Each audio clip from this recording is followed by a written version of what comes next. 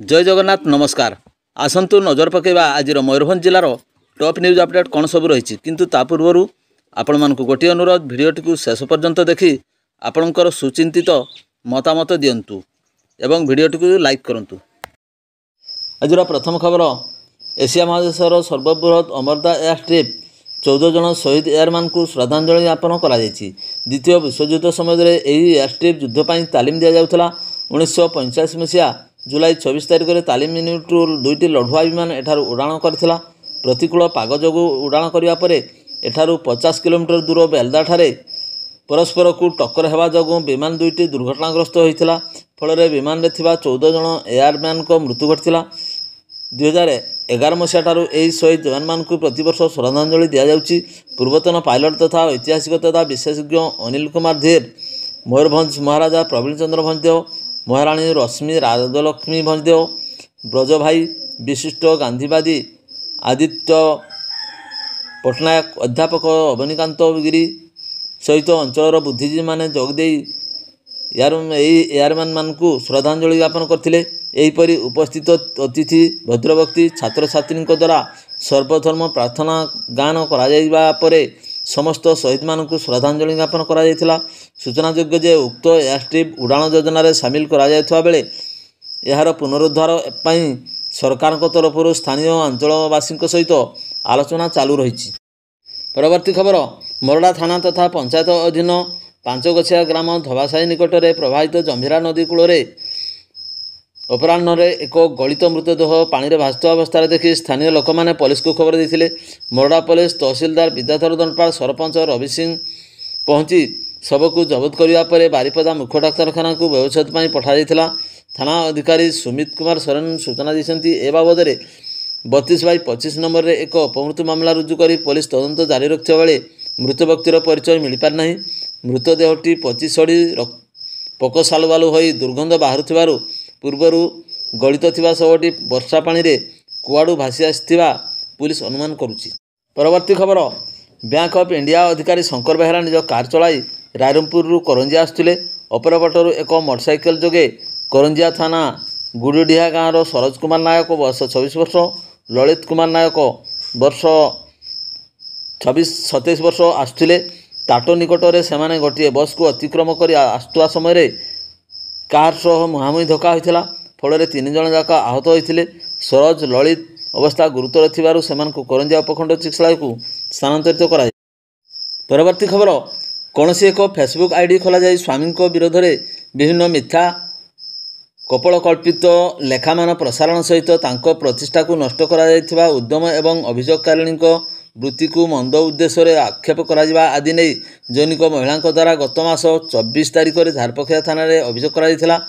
अभियोग क्रमे 122/25 नंबर एक मामला भारतीय न्याय संहिता 294, 356(2) दफा सहित सूचना प्रजुक्तिविद्या आईन 67 धारा रुजु करा। घटना मसेरु अधिक समय बीती जाइथिले पुलिस पक्षरु कौनसी पदक्षेप निया जाई नथिबा नै अभियोगकारी महिला तीव्र असंतोष प्रकाश करछन्ती। ए संपर्क में न्याय पाइबा 7 तारिख मुख्यमंत्री को अभियोग प्रकोष्ठ में मुख्यमंत्री को अवगत करा जायथिबा प्रकाश से पूर्वांचल पुलिस डीआईजी को पुनर्बार गत 22 तारिख दिन बारिपदार साक्षात कर अभियोग दोहराइबा सह कौनसी न्याय मिल पारि नथिबा नै दृष्टि आकर्षण करछन्ती। सप्ताहक मध्य न्याय न मिलिले धारणा देवाकू बाध्य हेबे बोली तांको पक्षरु चेतावनी दि जाइछि।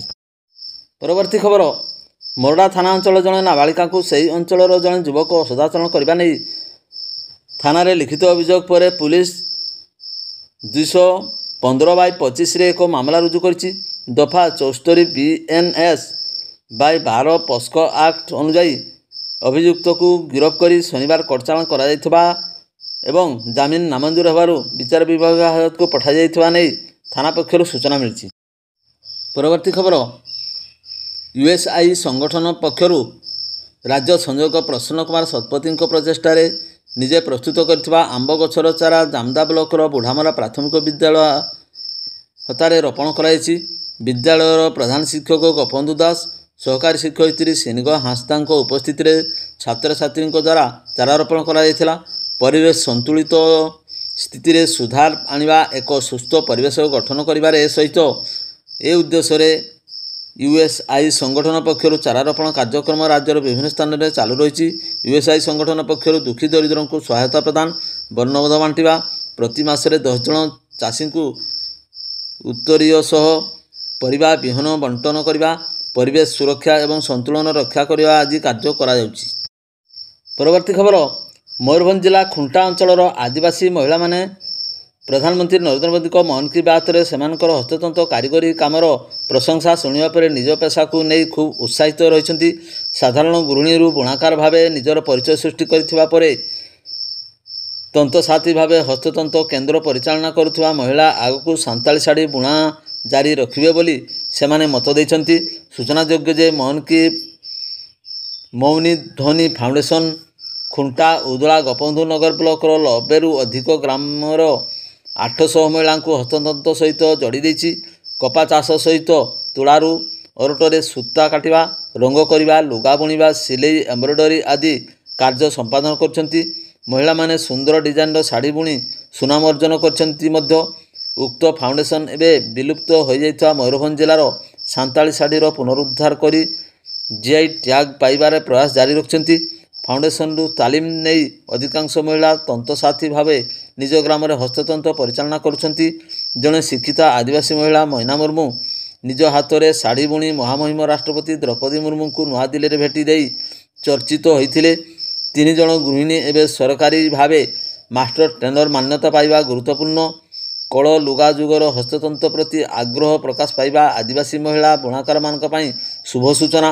ସେମାନଙ୍କ ଦ୍ୱାରା ପ୍ରସ୍ତୁତ ଶାଢ଼ୀ, ଗାମୁଛା, ଡାଏରୀ କଭର, ଲାପଟପ୍, ବ୍ୟାଗ୍ ଏବଂ ଅନ୍ୟାନ୍ୟ ସାମଗ୍ରୀ ବିକ୍ରି କରି ରୋଜଗାରକ୍ଷମ ହୋଇପାରିଥିବା ବେଳେ ସେଗୁଡ଼ିକର ଦେଶ ବିଦେଶରେ ବେଶ୍ ଚାହିଦା ରହିଥିବା ଦେଖିବାକୁ ମିଳିଛି।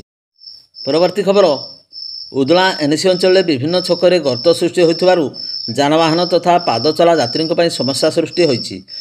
ଡିଆଇ ଅଫିସ ଛକ, ହନୁମାନ ମନ୍ଦିର ଛକ, ପୁରୁଣା ବୈତରଣୀ ଗ୍ରାମ୍ୟ ବ୍ୟାଙ୍କ ଛକ ଶୋଚନୀୟ ଏବଂ ଅଗମ୍ୟ ଅବସ୍ଥାରେ ରହିଛି। ସାମାନ୍ୟ ବର୍ଷା ହେଲେ 2 ଫୁଟ ଉଚ୍ଚତାରେ ପାଣି ଜମି ଦୁର୍ଘଟଣା ହେବା ସହିତ ଅହେତୁକ ପରିସ୍ଥିତି ସୃଷ୍ଟି କରୁଛି। ସେହିଭଳି ପ୍ରତ୍ୟେକ ଛକରେ ଗର୍ତ୍ତ ସୃଷ୍ଟି ହେଉଥିବାରୁ ବର୍ଷା ସମୟରେ ପାଣି ଜମି ରହି ଦୁର୍ଘଟଣାକୁ ଆମନ୍ତ୍ରଣ କରୁଛି। ବିଭାଗୀୟ କର୍ତ୍ତୃପକ୍ଷ ତୁରନ୍ତ ପଦକ୍ଷେପ ନେବାକୁ ସାଧାରଣରେ ଦାବି ହେଉଛି। ପରବର୍ତ୍ତୀ ଖବର, ପାଞ୍ଚପେଡ଼ି ଉପଜିଲ୍ଲାପାଳଙ୍କ କାର୍ଯ୍ୟାଳୟରେ କାର୍ଯ୍ୟରତ ଥିବା କର୍ମଚାରୀ ସୋମେଶ ମହାନ୍ତ ବୟସ 37 ବର୍ଷ ସକାଳ ପ୍ରାୟ 7ଟା ସମୟରେ କାଠ ସିଡ଼ିରୁ ପଡ଼ି ପ୍ରାଣ ହରାଇଛନ୍ତି। ସେ 2 ବର୍ଷ ପୂର୍ବରୁ ବିବାହ କରିଥିଲେ ଏବଂ ତାଙ୍କର ଗୋଟିଏ 7 ମାସର ସନ୍ତାନ ଅଛି। ସେ ସିଡ଼ିରୁ ପଡ଼ିଯିବା ପରେ ତାଙ୍କୁ କରଞ୍ଜିଆ ଉପଖଣ୍ଡ ଚିକିତ୍ସାଳୟକୁ ଚିକିତ୍ସା ପାଇଁ ଅଣାଯାଇଥିଲା। ସେଠାରେ କାର୍ଯ୍ୟରତ ଡାକ୍ତର ତାଙ୍କୁ ମୃତ ଘୋଷଣା କରିଥିଲେ। ଉପଖଣ୍ଡ ଚିକିତ୍ସାଳୟରୁ ତାଙ୍କୁ ମରଶରୀରକୁ ଉପଜିଲ୍ଲାପାଳଙ୍କ କାର୍ଯ୍ୟାଳୟକୁ ଅଣାଯାଇଥିଲା। ସେଠାରେ ପୂର୍ବତନ ପାଞ୍ଚପେଡ଼ି ଉପଜିଲ୍ଲାପାଳ ପ୍ରେମାଂଶୁ ଚାନ୍ଦ, କରଞ୍ଜିଆ ଭାରପ୍ରାପ୍ତ ଉପଜିଲ୍ଲାପାଳ ପ୍ରକାଶ ଦାସ, ସହକାରୀ ଉପଜିଲ୍ଲାପାଳ ନିହାରଞ୍ଜନ ସେଠୀ, ଅତିରିକ୍ତ ତହସିଲଦାର ଶର୍ମିଷ୍ଠା ସାହୁ, ଉପଜିଲ୍ଲାପାଳଙ୍କ କାର୍ଯ୍ୟାଳୟର ସେକ୍ସନ ଅଫିସର ଧୀରେନ ଚନ୍ଦ୍ର ଭୋଇ ଓ ମଞ୍ଜୁଶ୍ରୀ ଦାସ, ଦିଲ୍ଲୀପ କୁମାର ପଲେଇ, କନକଲତା ପୂର୍ତ୍ତି, ଲିପ୍ସା ସେଠୀ, ଜବାମଣି ହେମ୍ବ୍ରମ ତଥା କାର୍ଯ୍ୟାଳୟର ସମସ୍ତ କର୍ମଚାରୀ ଶ୍ରଦ୍ଧାଞ୍ଜଳି ଜଣାଇଥିଲେ। ମରଶରୀରକୁ ତାଙ୍କ ଗାଁ ଯଶପୁର ବ୍ଲକ ଟିଙ୍ଗିରିଆ ଛକ ନିକଟରେ ନିଆଯାଇଥିଲା। ଶେଷକୃତ୍ୟ ସମ୍ପନ୍ନ କରାଯାଇଥିଲା। ତାଙ୍କ ମୃତ୍ୟୁଶଯ୍ୟା ନିକଟରେ ତାଙ୍କ ପିତା ସୁରେଶ କୁମାର ମହାନ୍ତ, ମାତା, ଏକମାତ୍ର ଭଉଣୀ ଏବଂ ଆତ୍ମୀୟ ସ୍ୱଜନ ଉପସ୍ଥିତ ଥିଲେ। ସେ ଜଣେ ମେଳାପୀ, ଉଦାର ହୃଦୟ, ସମସ୍ତଙ୍କ ସହଯୋଗ ନିଷ୍ଠାବାନ ମଣିଷ ଭାବେ ସମସ୍ତଙ୍କର ପ୍ରୀତିଭୋଜନ ଥିଲେ।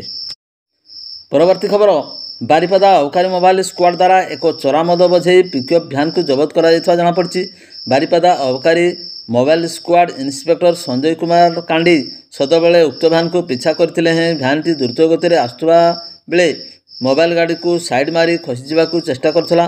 ତେବେ ମରଡ଼ା ଥାନା ଅଧୀନ ଗଡ଼ିଆ 12 ମାଇଲ ମୁଖ୍ୟ ରାସ୍ତାର ସୁନପୁରିଆ ଛକ ନିକଟରେ ରାସ୍ତା ପାର୍ଶ୍ୱକୁ ଭାରସାମ୍ୟ ହରାଇ ଢଳି ପଡ଼ିଥିଲା।